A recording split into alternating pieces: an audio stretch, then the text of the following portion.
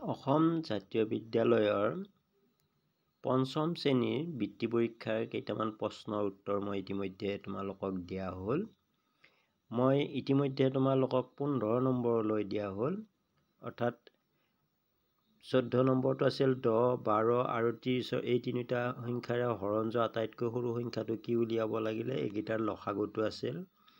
15 নম্বৰটো 50, 60, 50 degree, 60 degree, 70 degree মাপৰ কোন তিনিটা এটা ত্ৰিভুজ গঠন হ'ব পাৰে নে নোৱাৰে পৰীক্ষা কৰি চাব দিছিল। ইয়াতে আমি গোটেইকেইটা কোণ যোগ কৰি চাব লাগিব। 50 ডিগ্ৰী, 60 ডিগ্ৰী আৰু 70 ডিগ্ৰী এইকেইটা গোটেইকেইটা যোগ কৰিম, অৰ্থাৎ 50 + 60 + 70 = কিমান হয় 180 ডিগ্ৰী। আমি জানো ত্ৰিভুজৰ তিনিটা কোণৰ যোগফল 180 ডিগ্ৰী, অৰ্থাৎ এই তিনিটা কোণ যদি যোগ কৰিলে 180 হয় তেতিয়াহ'লে এই কোণৰ মাপৰ কোণ কেইটাৰ সহায়ত এটা ত্ৰিভুজ গঠন কৰিব পাৰি। তাৰ 16 নম্বৰটো আছিল এটা আয়তৰ দিশ 10 মিটাৰ আৰু পৰিসীমা 30 মিটাৰ। আয়তৰ প্ৰস্থ উলিয়াব দিছে। আমি আয়তৰ পৰিসীমাৰ সূত্ৰটো আমি জানিব লাগিব। আয়তৰ পৰিসীমাৰ সূত্ৰটো আছিল 2 × দিশ যোগ প্ৰস্থ, অৰ্থাৎ পৰিসীমাৰ আধা হ'লে দিশ যোগ প্ৰস্থ হয়। আমি পৰিসীমাৰ আধা উলিয়াই লৈ এইটো কৰিম, কেনেকৈ কৰিব লাগে মই দেখুৱাই দি আছোঁ। তাৰপিছত 17 নম্বৰটো দিয়া আছে এটা শ্ৰেণীৰ 40 গৰাকী ছাত্ৰ ছাত্ৰীৰ প্ৰিয় বিষয়ৰ ওপৰত চলোৱা সমীক্ষাৰ তথ্য তলত দিয়া ধৰণৰ।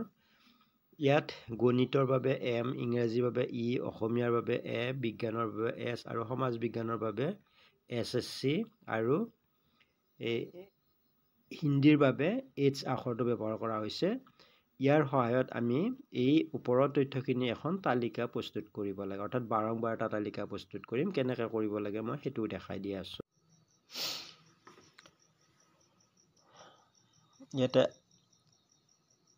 আমাক দি আছে আয়তৰ দিশ 10 মিটাৰ, পৰিসীমা 30 মিটাৰ। আমি পৰিসীমাৰ সূত্ৰটো আছিল 2 × দিশ যোগ প্ৰস্থ, অৰ্থাৎ দিশ যোগ প্ৰস্থলত 2 পূৰণ কৰিলে পৰিসীমা হয়, অৰ্থাৎ দিশ যোগ প্ৰস্থলত পূৰণ হৈ থকা 2টো আমি যদি সিফালে লৈ যাওঁ তেতিয়াহ'লে দিশ যোগ প্ৰস্থ = পৰিসীমা / 2।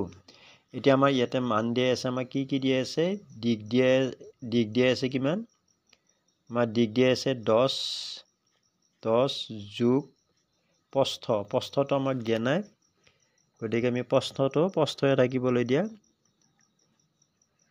তাৰপিছত = পৰিসীমা দিয়া আছে 30/2। এতিয়া 30ক 2ৰে হৰণ কৰিলে কিবা যাব, 15 যাব। প্ৰস্থৰ লগত দিশটো 10টো যোগ হৈ আছে, গতিকে আমি যদি সিফালে লৈ যাওঁ তেতিয়াহ'লে এইটো কি হ'ব, বিয়োগ হ'ব। প্ৰস্থ = 30ক 2ৰে হৰণ কৰিলে 15 আৰু এই 10টো সিফালে গ'লে কিমান হ'ব, -10। তেতিয়াহ'লে কিমান হ'ব, 15ৰ পৰা 10 গ'লে 5। এটাকে আয়তৰ প্ৰস্থ কিমান হ'ব, 5 চেণ্টিমিটাৰ। আয়তৰ প্ৰস্থ 5 চেণ্টিমিটাৰ বুলি লিখি দিলেই হ'ল। এনেকৈ আমি কি কৰিব পাৰোঁ, আয়তৰ উলিয়াব পাৰোঁ। এতিয়া আমি পালোঁ কি, দিশ আৰু প্ৰস্থ যোগ কৰিলে পৰিসীমা / 2, দিশটো 10 মিটাৰ দিলোঁ, প্ৰস্থই থাকিল আৰু 30/2, 30ক 2ৰে হৰণ কৰিলে 15 গ'ল আৰু 10টো প্ৰস্থৰ লগত যোগ হৈ আছে, সিফালে গ'লে কি হ'ব, বিয়োগ হ'ব। গতিকে 15ৰ পৰা 10 গ'লে কিমান, 5। গতিকে উত্তৰটো হ'ব আয়তৰ প্ৰস্থ 5 চেণ্টিমিটাৰ। আমি বাৰংবাৰতাখন এই নিচিনাকৈ এটা এটাকৈ কাটি যাম আৰু ইয়াতে দাগবিলাক বহাই যাম। এমত এতিয়া আমি দাগ পাইছোঁ 12টা, এনেকৈ দাগ কাটি কাটি যাব লাগিব। ই 7টা, তাৰপিছত এ 4টা, এইদৰে আমি তাৰপিছত গোটেইখিনি কি কৰি দিব লাগে, যোগ কৰি দিলে আমি 40 পাম। এইদৰে আমি কি কৰিব পাৰোঁ, বাৰংবাৰতা তালিকা প্ৰস্তুত কৰিব পাৰোঁ। ইয়াতে আমাৰ বিষয়টো দিয়া আছে, বিষয় M, E, A, S, SSC, H দিয়া আছে।